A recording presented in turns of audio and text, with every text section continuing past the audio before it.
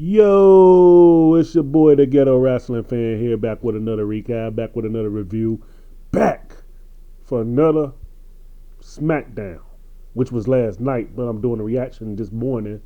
Saturday main event as well.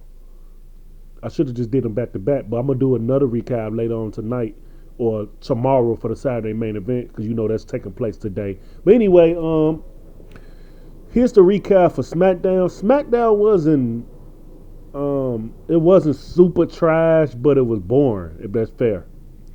Like, they started off the show with Damian Priest, Sami Zayn, and Trick Williams.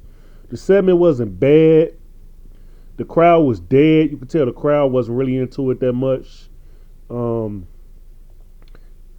Zayn, he comes out like he just the man just because they was in his hometown last night. So, you know, every time they come to Canada, Sami Zayn, he just act like he's just everything revolves around him. He didn't really even get a pop last night when he came out because Sami Zayn is a jobber at this point. He's a mid-card jobber. They trying to put him in the main title picture, but I don't see Sami Zayn as a main champion. He's, in my opinion, IC U.S. Championship material. But anyway, Damian Priest is a jobber as well, and I don't feel he should ever won a world title. So Trick Williams is in the mid card scene right now, but he's working his way to the main event scene. He's clawing his way to the top. This segment wasn't that bad. It could have been better. But anyway, moving on. We did get to the match between Carmelo Hayes and Ilya Dragunov. We got another match between Carmelo Hayes and Ilya Dragunov. And I hope this the end of their little rivalry or whatever you call what they got going on. Don't do this match again. It's too many of the same matches happening every week. Copy and paste bullshit about triple fraud that just keep happening over and over and over, and we just not getting nothing new. It's just recycled bullshit every week. This match was all right. The Miz came and destroyed it. That was stupid booking right there. Stupid writing, in my opinion. It could have been better if y'all was gonna do the rematch. It could have been better, but you know they can't have Carmelo Hayes paying Ilya Dragunov twice in a row. That would have made him look too weak. Anyway, moving on to the next segment, we got Jacob Fatu and Cody Rhodes. Jacob Fatu crashes out on Cody Rhodes. Basically, Cody Rhodes has a sit down with Michael Cole, talking about his past misfortunes, and the things he's been going through. Cody Rhodes tell Jacob Fatu that he don't think that's why he was locked down, because everybody know that Jacob Fatu did prison time. Everybody know that. And me personally, this segment was kind of off. Cody was out of place. Jacob was over dramatic, and it felt like, you know how like when they shoot films and they do multiple takes. This feel like the first take. When the first take is never the best take, but as you go on to doing multiple takes, you progress with your lines, you get more comfortable with it. This felt like the first take. Everything about this segment was stupid. Everything about it was stupid.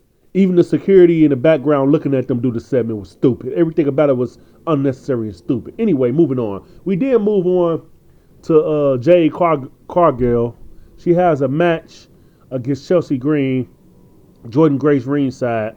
She defeats Chelsea Green. Jordan Grace tell her they don't have to wait till the future. They can run it back now. And Jade tell her, no, you're on my time, and leaves the ring. Pretty much nothing happened here. It's pretty boring and not entertaining, in my opinion. We then move on to the Wyatt Six versus the MFTs for the Tag Team Championship. This match, like I told you guys, week after week, they've been doing this for like, I don't know how long, like a month or two. Just the same bullshit over and over every week. They fighting over this stupid ass lamp. Solo stole Uncle Howdy's lamp, which is Bray Wyatt lamp, and they just going back and forth over the lamp. Solo did a little promo, was really disrespectful. He said there's nothing Uncle Howdy can do about it, and there's nothing that Bray can do about it. So anyway, we get to the match. The MLTs pick up the tag team championships off of the Wyatt Six. This seems like, I don't know, they call it long time booking, good storytelling, and a rivalry. It's just not hidden. Move on. Do something else. Me personally, I feel Solo should be in this Fatal 4-Way match that's happening later on today at Saturday main event, going for the WWE title, not beefing with Uncle Howdy over a limp and trying to pursue tag team goals. No, Solo should be in the main event picture if you ask me. That's just my opinion. Anyway, moving on. We then gets to the segment, the promo for Drew McIntyre. This was a solid promo. I liked it. It made sense. And he hit everywhere he needed to hit with the heel, with him being a heel. It was a solid promo. I rock with it. This what Cody should have did when he was the champion, but all he did was come out in a suit and yell in the camera and not really make sense. But Drew McIntyre made sense. He basically said he don't care who wins tonight in the 4-way match. Good luck, because he ready for whoever comes for his WWE Undisputed title. Moving forward, we then get to Nathan Frazier versus Johnny Gargano. This match felt like a filler match. Everybody know that Nathan Frazier is a good wrestler. Everybody know that Johnny Gargano is a good wrestler. It's just nothing intriguing. Like, there's no story behind it. Nothing. It's just a match. Like, it's nothing. They fighting over a mask that Johnny Gargano stole from Axial, and it's just stupid. Like, the story in the storytelling and the booking is just trash. Like, this type of stuff that they doing is what they used to do on Sunday Night Heat and Velocity. They put a whole bunch of different people in matches and just let them go for what they know. This is Smackdown, a premium brand show. You're supposed to have some retrieve, and it's supposed to be able to entertain and do something for somebody. It's not doing nothing for nobody.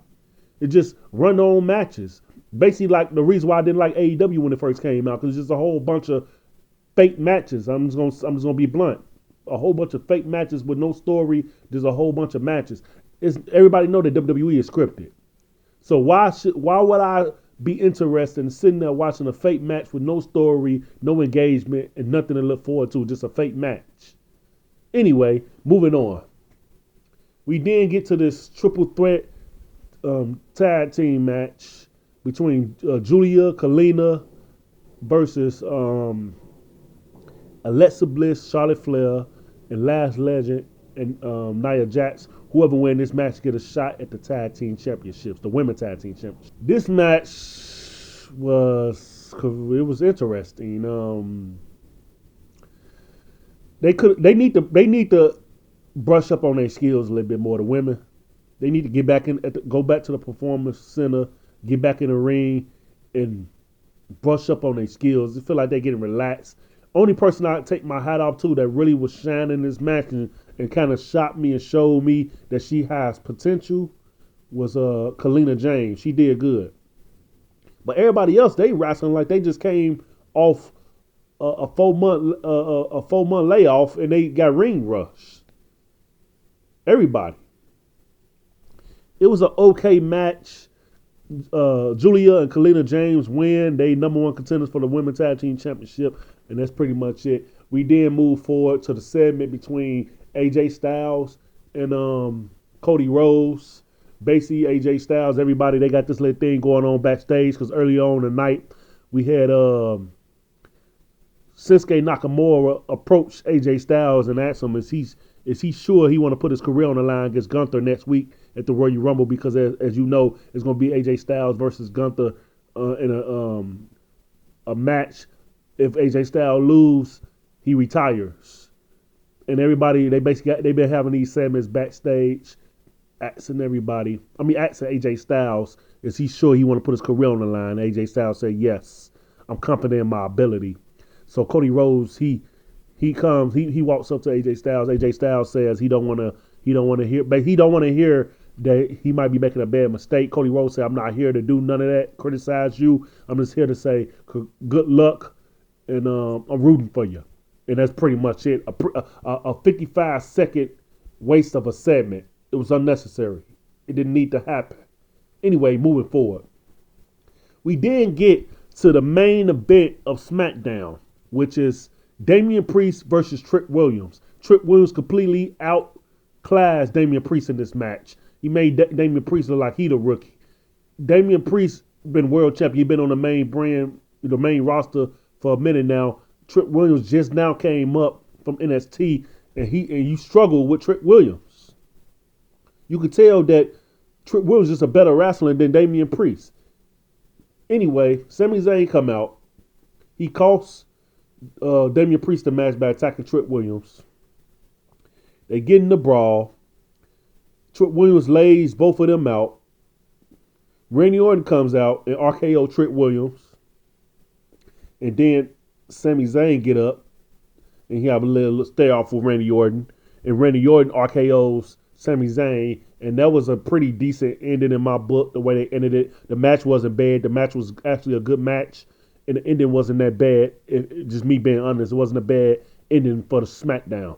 So that leads us to the Saturday main event that happened later on today, because I'm actually doing this recording and I'm doing this recap. It's not Friday, it's Saturday. I'm doing a video on Saturday. So later on tonight, I'm gonna either later on tonight or tomorrow I'm gonna be doing a recap for the Saturday main event. It's gonna be pretty simple and smooth. There's only 4 matches. Like, I don't know why they doing that. Anyway, this show wasn't a bad show. It's just a couple things that they did was corny, out of place, and the show was pretty much boring. So if I had to rate this show from 1 to 10, I'll give it a 5. I'm going to give it a 5 because it wasn't a bad show. The negative things I could say about it, a lot of the segments was overdramatic and not needed. If I gotta say, I'm gonna do this. Going forward in these videos, at the end of the video, I'm gonna say the good and the bad. I'm gonna be fair. Starting off with the bad first. The bad with the show is a whole bunch of segments that was not needed and overdramatic that they could have just kept. Another thing I can say, a lot of the wrestling, they sloppy with a lot of the wrestling. So they need to brush up on their skills and get more. They need to get it together with the wrestling. Some of the wrestling that I've been seeing in WWE lately has been real sloppy, and a lot of it got a lot to do with the women division. The women division is sloppy, and they need to get their stuff together. The good things I can say about this show. Well, I got one more bad thing to say. The show was boring. Okay. Anyway, moving on. The good things I can say about the show. To start off, the promo wasn't bad. It was decent. The last match, I liked the last match. It was a good match. The end of the show was good. And they kind of developing some of the talent. That's pretty much all I can think of off the top of my head. It wasn't a bad show. It was just a boring show. And a lot of stuff they could have did better. And that's my opinion about it. So just leave a comment, subscribe. Let me know what you think about this video. Let me know what you think about Smackdown last night. And I'll be back for the Saturday night main event later on tonight or tomorrow.